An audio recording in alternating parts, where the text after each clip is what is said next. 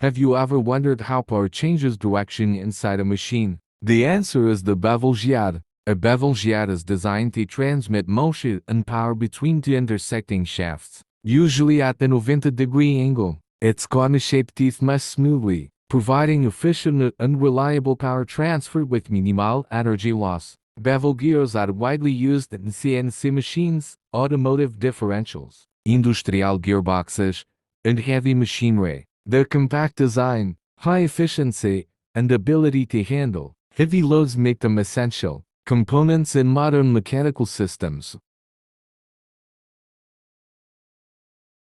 There is a good chance that bevel gear is doing the work behind the scenes. This is Machinist Designs, where precision meets innovation. Subscribe and turn on notifications for professional CNC machining and CAM programming content. Until next time, design, program, machine.